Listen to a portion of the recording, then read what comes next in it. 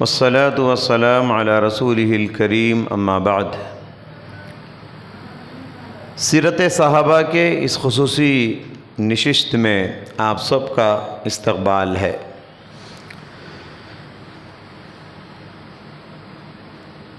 صحابہ اکرام کی ایک اور کڑی لے کر آج میں آپ کی خدمت میں حاضر ہوں۔ وہ ہیں حضرت سعد بن ابی وقاص رضی اللہ تعالی عنہ۔ رشتے میں پیارے نبی صلی اللہ علیہ وسلم کے یہ ماموں لگتے ہیں۔ پیارے نبی کی ماں آمنہ کے خاندان سے تعلق رکھتے ہیں۔ سابقین اولین میں ان کا نام آتا ہے، یعنی شروع میں جو مسلمان ہوئے ان میں ان کا نام آتا ہے۔ ان کے اسلام لانے کا سبب کیا ہے؟ کیسے اسلام لائیے؟ ایک عجیب بات ہے، یہ خواب کے ذریعے سے مسلمان ہوئے۔ کیسے؟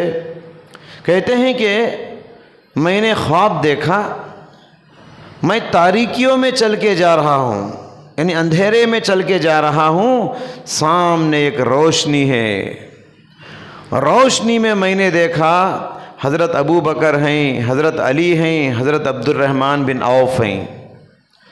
میں سمجھ گیا سچا دین یہی ہے، سچا دین اسلام ہے۔ یہ بات میرے دل میں بیٹھ گئی، یہ بات میرے دل میں بیٹھ گئی، اور میں نے اس خواب کو اشارہ الہی سمجھا، اللہ کا اشارہ سمجھ کے مسلمان ہو گیا۔ پیارے نبی صلی اللہ علیہ وسلم نے فرمایا تھا کہ قیامت کے قریب فتنے زیادہ ہو جائیں گے تو مومن کے خواب سچے ہو جائیں گے۔ بہرحال سعد بن ابی وقاص مسلمان تو ہو گئے، مسلمان ہونے کے بعد بڑی آزمائشوں کا سامنا کرنا پڑتا ہے۔ ان کی ماں بہت ناراض ہو گئی، ماں بہت ناراض ہو گئی۔ ماں قسم کھا لی، یا تو دین اسلام چھوڑ دے، ورنہ میں کھاؤں گی نہیں، پیوں گی نہیں، سایہ بھی حاصل نہیں کروں گی، بلکہ دھوپ میں ہی کھڑی رہوں گی اور اسی حالت میں دم توڑ دوں گی۔ ماں ہے نا، سعد بن ابی وقاص پریشان، ماں ایسی قسم کھا چکی ہے۔ اللہ کے نبی صلی اللہ علیہ وسلم کے پاس آئے اور واقعہ بتایا کہ میری ماں نے ایسا کہہ دیا ہے۔ اسی وقت سورہ عنکبوت آیت نمبر 8 نازل ہو گئی، وَوَصَّيْنَا الْإِنسَانَ بِوَالِدَيْهِ حُسْنًا۔ ہم نے انسان کو ماں باپ کے سلسلے میں یہ وصیت کی کہ دنیاوی معاملات میں ان کے ساتھ احسان کرو۔ وَإِن جَاهَدَاكَ لِتُشْرِكَ بِي مَا لَيْسَ لَكَ بِهِ عِلْمٌ فَلَا تُطِعْهُمَا۔ اگر ماں باپ تم کو ایسی بات کا حکم دیتے ہیں جس کا تمہیں علم نہیں ہے، یعنی میرے ساتھ شرک کرنے کا حکم دیتے ہیں، فَلَا تُطِعْهُمَا، ایسے معاملات میں ماں باپ کی بات بھی نہیں ماننا۔ حدیث میں کیا ہے؟ لا طاعۃ لمخلوق فی معصیۃ الخالق، خالق کی نافرمانی میں مخلوق کی بات نہیں سنی جائے گی، اگرچہ کہ وہ مخلوق تمہارے ماں باپ ہی کیوں نہ ہو۔ اللہ کی نافرمانی جہاں ہو رہی ہے، ماں باپ کی بات بھی نہیں چلے گی۔ یہ آیت نازل ہو گئی سورہ عنکبوت کی۔ تو سعد بن ابی وقاص ماں کے پاس گئے اور جا کے کہنے لگے، ماں تیری ایک جان نہیں، اس طرح کی 100 جانوں کو تڑپ کر تو قربان کر دے، مگر میں اسلام کو چھوڑنے والا نہیں۔ ماں سمجھ گئی اب یہ بدلنے والا نہیں، پھر معمولی رفتار پہ آ گئی، کھانا پینا شروع کر دی۔ حضرات، سعد بن ابی وقاص رضی اللہ تعالیٰ عنہ یہ وہ شخصیت ہیں جنہوں نے اسلام میں سب سے پہلے تیر اندازی کی ہے۔ تیر چلانا جسے کہتے ہیں نا، سب سے پہلے اسلام میں حضرت سعد بن ابی وقاص رضی اللہ تعالیٰ عنہ نے اللہ کے راستے میں تیر چلائی۔ غزوہ احد کے موقع پر تیر اندازی کے ایسے جوہر انہوں نے دکھائے، پیارے نبی صلی اللہ علیہ وسلم ان کے تیر چلانے کے انداز کو دیکھ کر بہت خوش ہو گئے اور کہا ارمی فدا کا ابی و امی، ارمی فدا کا ابی و امی، اے سعد تم تیر چلائے جاؤ، میرے ماں باپ تم پر قربان۔ یہ جملہ اللہ کے نبی پوری زندگی میں ایک دو صحابی کو کہے ہیں، بس کسی کو نہیں کہے۔ صحابہ سب کہتے تھے کہ اللہ کے رسول آپ پر ہمارے ماں باپ قربان، لیکن نبی اگر کسی کو کہیں میرے ماں باپ تم پر قربان، یہ اس صحابی کے لیے بہت بڑا اعزاز ہے، بہت بڑا ایوارڈ ہے۔ تو سعد بن ابی وقاص کو اللہ کے نبی نے کہا اے سعد تم تیر چلاؤ، میرے ماں باپ تم پر قربان۔ اتنا بڑا اعزاز پیارے نبی نے دیا۔ اور جانتے ہیں آپ کے مکی زندگی میں مشرکین مکہ نے اسلام قبول کرنے کی وجہ سے صحابہ کو بہت ستائے، بہت تکلیفیں دیے، بہت مار پیٹ کیے، بہت سارے طریقے اپنائے مگر کارگر نہ ہوئے۔ تو آخر میں انہوں نے سوچا کہ ان کو بائیکاٹ کرنا ہے۔ مشرکین مکہ سب ایک ہو کر مسلمانوں کا سماجی بائیکاٹ کر دیے، سوشل بائیکاٹ۔ اب پورے مسلمان شعب ابی طالب نامی گھاٹی میں قید ہو گئے۔ مشرکین نے فیصلہ کر دیا مسلمانوں سے کوئی بات نہ کرے، مسلمانوں سے کوئی لین دین نہ کرے، مسلمانوں سے کوئی تجارت نہ کرے، مسلمانوں سے کوئی چیز خریدنا نہیں، مسلمانوں کو کوئی چیز بیچنا نہیں، بھوک سے تڑپ تڑپ کے مسلمان مر جانا۔ اگر مسلمان مشرکوں کے پاس کوئی چیز خریدنا بھی چاہے، وہ اتنی بڑھا چڑھا کر قیمت بتاتے تھے، مسلمان خرید نہیں سکتے تھے۔ بھوک کی وجہ سے، پیاس کی وجہ سے ایسے تڑپتے تھے مسلمان۔ مسلمانوں کے بچوں کی رونے کی آوازیں مکے کی گلیوں میں سنائی دیتی تھی۔ ایسے روتے تھے بچے، کیونکہ ماں کے سینوں میں دودھ ختم ہو چکا تھا، بچے تڑپ کے روتے تھے۔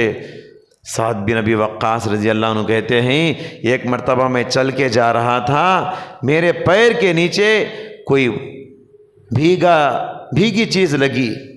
کہتے ہیں کہ مجھے سخت بھوک لگ رہی تھی، بھوک سے میں تڑپ رہا تھا اور چل کے جا رہا تھا، میرے پیر کے نیچے کوئی بھیگی چیز لگی، میں آنکھ بند کیا، وہ چیز اٹھا کے منہ میں ڈال کے کھا لیا۔ سعد بن ابی وقاص کہتے تھے مجھے آج تک معلوم نہیں میں کیا کھایا ہوں، اتنی سخت بھوک لگ رہی تھی مجھے۔ وہ اچھی چیز ہے، وہ جائز ہے، وہ سڑی ہوئی چیز ہے، کیا ہے معلوم نہیں، کھا لیا، بھوک لگ رہی تھی مجھے۔ سعد بن ابی وقاص کہتے ہیں اتنی بھوک لگ رہی تھی لوگوں کو جیسے بکری درخت کے پتے کھاتی ہے، مسلمان درختوں کے پتے کھانا شروع کر دیے۔ درختوں کے پتے کھانے کی وجہ سے مسلمان جب قضائے حاجت کے لیے جاتے ہیں، ان کا پاخانہ ویسے ہوتا جیسے بکری کی مینگنیاں ہوا کرتی تھی۔ شعب ابی طالب میں لگ بھگ 3 سال مسلمان یہ تکلیفیں برداشت کرتے رہے، اس میں سعد بن ابی وقاص رضی اللہ تعالیٰ عنہ بھی تھے۔ حضرت سعد بن ابی وقاص یہ حارث رسول تھے، یعنی رسول اللہ صلی اللہ علیہ وسلم کے باڈی گارڈ تھے۔ آپ کو معلوم ہے اتنی دشمنی تھی، کون کب کدھر سے آ کے نبی پر تلوار وار کر دے گا معلوم نہیں، اسی لیے اللہ کے نبی سوتے ہوئے باڈی گارڈ کو مقرر کر کے سوتے تھے، کیونکہ کب کون دشمن آ کے نبی کو قتل کر دے گا، شہید کر دے گا معلوم نہیں۔ تو باڈی گارڈ تھے سعد بن ابی وقاص۔ اللہ کے نبی سعد بن ابی وقاص رات میں نگرانی کرتے، اللہ کے نبی آرام سے سو جاتے۔ ایک مرتبہ پیارے نبی صلی اللہ علیہ وسلم نے حضرت سعد بن ابی وقاص سے اور دوسرے صحابہ سے کہا آج کے بعد کوئی میری نگرانی کرنے کی ضرورت نہیں، کیونکہ اللہ تعالیٰ نے سورہ مائدہ میں آیت نازل کر دیا ہے واللہ یعصمک من الناس، اے نبی لوگوں سے اللہ تعالیٰ آپ کے لیے اب کافی ہو گیا ہے، اللہ تعالیٰ ہی بس آپ کی نگرانی کرے گا، کسی کو نگران اور باڈی گارڈ آپ کو رکھنے کی ضرورت نہیں ہے۔ حضرت عمر رضی اللہ تعالیٰ عنہ کے دور میں ایرانیوں سے ایک بہت بڑی جنگ ہوئی، ایران کے لوگوں سے۔ اس معرکے کا نام جنگ قادسیہ، بہت بڑی تاریخی جنگ ہوئی ہے، اور اس جنگ کے کمانڈر، اس جنگ کے لیڈر حضرت سعد بن ابی وقاص تھے۔ حضرت عمر نے ان کو لیڈر بنایا تھا۔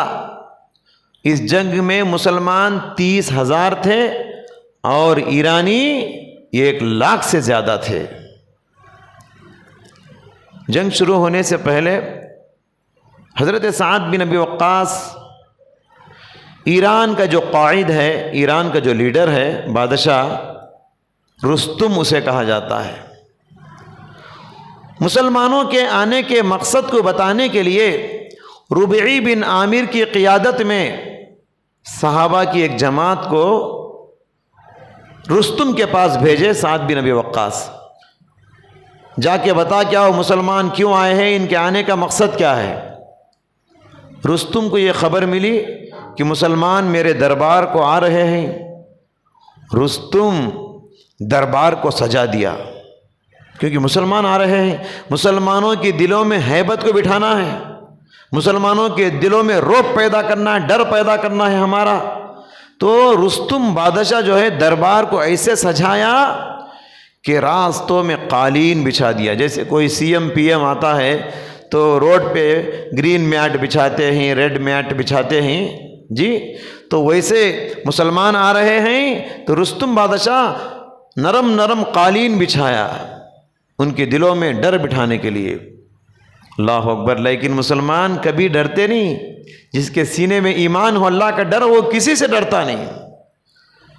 ربعی بن عامر رضی اللہ تعالیٰ عنہ، ان کے ہاتھ میں جو نیزہ تھا، جو چھرا تھا، اس کو لے کر اس قالین کو چیرتے ہوئے آ گئے، پھاڑتے ہوئے رستم کے دربار میں، رستم کے روبرو کھڑے ہو کے رستم کے آنکھ میں ملا کر کہنے لگے، جئنا لنخرج العباد من عبادت العباد الى عبادت اللہ وحدہ۔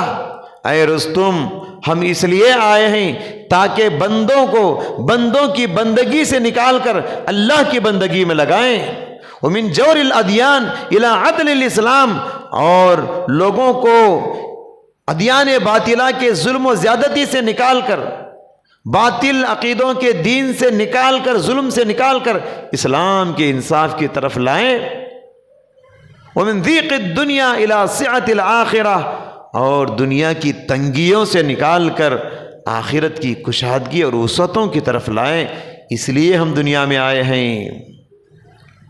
اللہ اکبر۔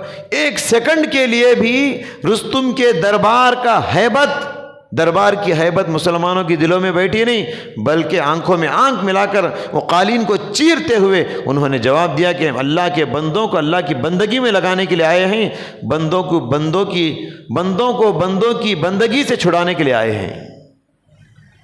اللہ اکبر۔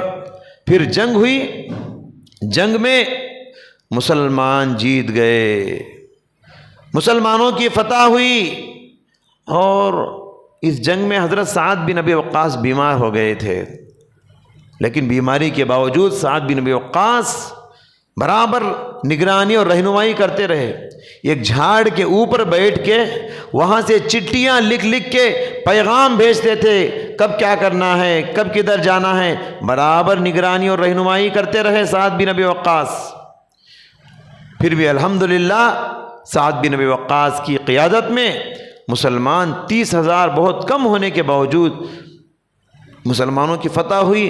حالانکہ ایرانی 70 ہاتھیوں کو لے کر آئے تھے، اور عرب کے لوگ ہاتھی کہاں دیکھے، عرب کے لوگ گھوڑوں پر آئے تھے، مسلمانوں کے گھوڑے ان بڑی بڑی ہاتھیوں کو دیکھ کے ڈر گئے، بدک گئے۔ اس کے باوجود الحمدللہ مسلمانوں کو اللہ تبارک و تعالیٰ نے فتح دی۔ اس کے بعد حضرت علی رضی اللہ تعالیٰ عنہ کے دور میں جنگ صفین اور جنگ جمل ہوئی، یعنی سبائی ذہنیت کی وجہ سے، یہ مسلمانوں کی غلط فہمیوں کی وجہ سے ہوا یہ کہ مسلمان سے بھیڑ گئے، ٹکرا گئے۔ اب فتنے ہو رہے ہیں، لڑائیاں ہو رہی ہیں، تو حضرت سعد بن ابی وقاص کیا کرے، مدینے کو چھوڑ کے مدینے سے باہر جا کے ایک ٹینٹ لگا لیے، نہ حضرت علی کی تائید کیے، نہ زبیر و طلحہ کی تائید کیے، نہ حضرت معاویہ کی عائشہ کی تائید کیے، کسی کی تائید نہیں کیے، خاموشی سے مدینہ چھوڑ کے مدینے سے باہر ایک ڈیرا لگا کے جا کے وہاں بیٹھ گئے، خاموش عبادت کرنے لگے۔ انہوں نے دیکھا کہ ایک دن ایک شہ سوار آ رہا ہے دور سے، یعنی گھوڑے پہ بیٹھ کے ایک سوار آ رہا ہے۔ اس کو دیکھ کر حضرت سعد بن ابی وقاص نے کہا اعوذ باللہ من ھذا الراکب، میں اللہ کی پناہ چاہتا ہوں آنے والے اس شہ سوار سے۔ جب وہ شہ سوار قریب آیا تو دیکھا کہ وہ ان کا بیٹا ہے عمر بن سعد۔ بیٹے نے کہا ابا جان آپ یہاں آ گئے ہیں، مدینے میں بہت فتنے ہیں، شاید آپ آ جائیں مدینے کو تو لوگوں کا کچھ فائدہ ہو سکتا ہے، یہ فتنے ختم ہو سکتے ہیں۔ انہوں نے کہا کہ نہیں، ان فتنوں میں میں نہیں شامل ہوں گا، میں نہیں آؤں گا، کیونکہ رسول اللہ صلی اللہ علیہ وسلم نے فرمایا جب فتنے آئیں گے تو چلنے والے سے بیٹھنے والا بہتر ہے، بیٹھنے والے سے لیٹنے والا بہتر ہے۔ پھر انہوں نے کہا کہ ایک پتھر لاؤ اور میری تلوار کی دھار کو توڑ دو، تلوار کی دھار کو توڑ دو، اس طرح ان کہا، اور مدینے سے باہر وہی کنارے میں زندگی گزارنے لگے۔ پھر دیکھیے حضرت سعد بن ابی وقاص کی ایک بہت بڑی خصوصیت، ان کی اسپیشلٹی یہ تھی کہ وہ مستجاب الدعوات تھے۔ دعا کے لیے ہاتھ اٹھاتے تو دعا رد نہیں ہوتی تھی۔ مستجاب الدعوات اسے کہا جاتا ہے۔ پیارے نبی صلی اللہ علیہ وسلم نے ان کے لیے دعا دی تھی۔ کیا دعا دی تھی؟ دعا دی تھی کہ اللہم استجب لسعد اذا دعاک، اے اللہ سعد بن ابی وقاص جب بھی تجھ سے دعا کرے ان کی دعا کو قبول کر لینا۔ ایک اور حدیث میں آپ نے حضرت سعد سے کہا تھا اطب مطعمک مستجاب لک، اطب مطعمک مستجاب لک، اے سعد اپنی روزی کو حلال بناؤ تمہاری ہر دعا قبول ہوگی۔ روزی کو حلال بناؤ، پاکیزہ روزی کھاؤ۔ ایک واقعہ یہ ہوا، ایک مرتبہ ایک آدمی حضرت علی کو، حضرت طلحہ کو، حضرت زبیر کو گالیاں دینے لگا۔ حضرت سعد بن ابی وقاص نے منع کیا اس آدمی کو، اللہ کے رسول کے صحابہ کو گالی نہ دینا، مگر وہ مانا نہیں، پھر گالیاں دینے لگا۔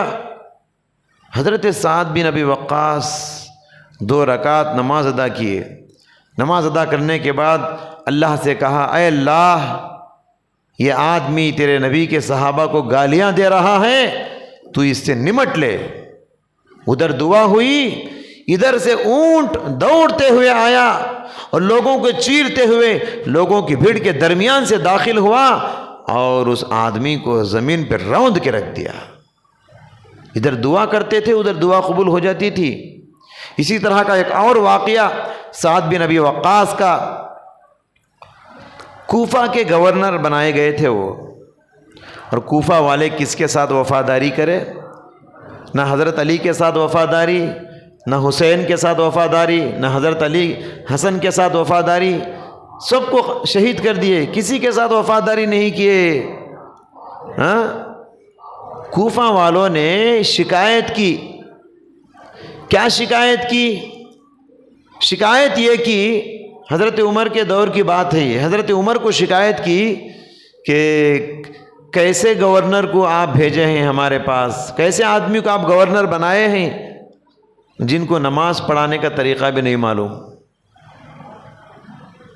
حضرت عمر یہ سننا تھا، حضرت سعد بن ابی وقاص کو معزول کر دیے، سیٹ سے ہٹا دیے، اور پھر لوگوں کی ایک جماعت کو کوفہ بھیجا، جاؤ سارے مسجدوں میں تحقیق کر کے آؤ کہ سعد بن ابی وقاص کیسے نماز پڑھاتے ہیں۔ لوگ گئے، تحقیق کیے، تو ایک آدمی نے 3 شکایتیں کی حضرت سعد بن ابی وقاص کے سلسلے میں۔ پہلی شکایت یہ کی کہ ان کو صحیح نماز پڑھانا ڈھنگ سے نہیں آتا ہے، نماز پڑھانے کا طریقہ معلوم نہیں۔ دوسری شکایت یہ کی کہ وہ انصاف نہیں کرتے ہیں۔ تیسری شکایت یہ کی ان کے قول و عمل میں تضاد ہے، یعنی جو بولتے ہیں وہ کرتے نہیں، وہ جہاد کا حکم دیتے ہیں خود شامل نہیں ہوتے۔ حضرت سعد بن ابی وقاص کے بارے میں ایسی شکایت ہے، اللہ اکبر، لوگوں کی زبان سے کون بچ سکا جی؟ حضرت اماں عائشہ بچ سکی نہیں، پاک دامن مریم بچ سکی نہیں، سعد بن ابی وقاص کہاں سے بچ سکیں گے؟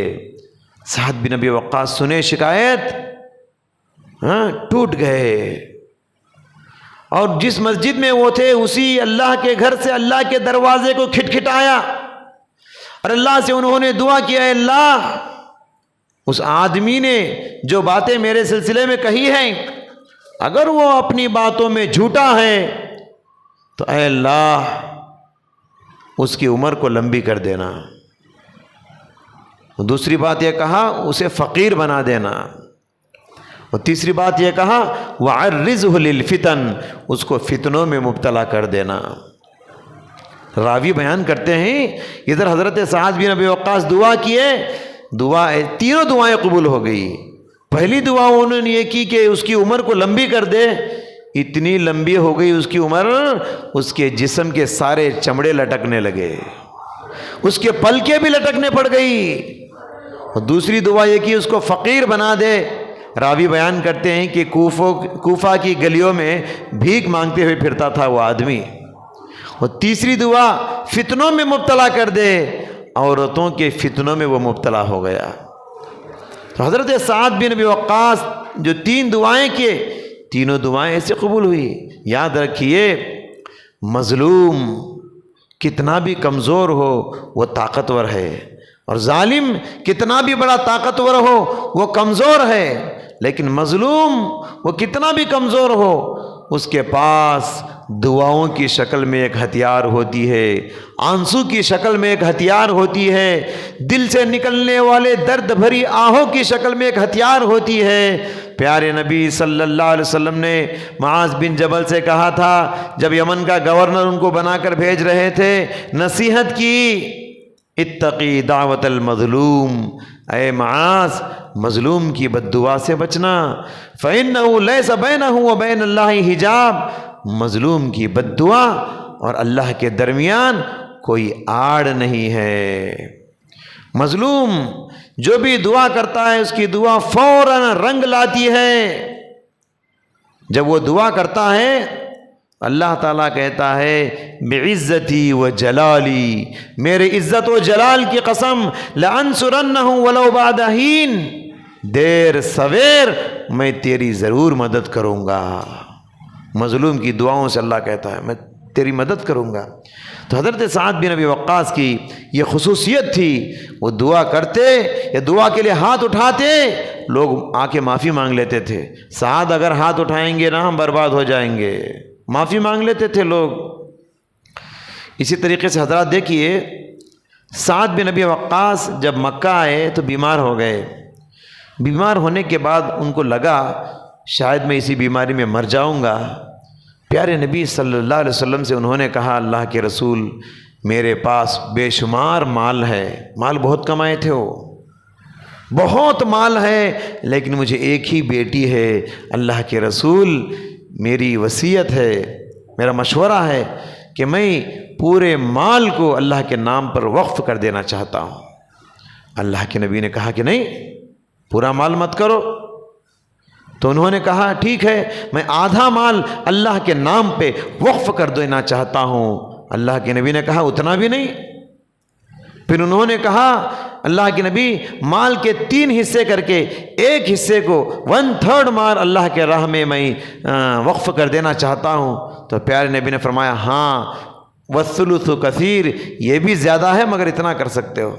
آپ صحت کی حالت میں جتنا بھی چاہے مال اللہ کے راستے میں دے سکتے ہو، مگر جب وصیت کرنے کی بات آتی ہے تو 1/3 مال سے زیادہ آپ اللہ کی راہ میں وصیت نہیں کر سکتے۔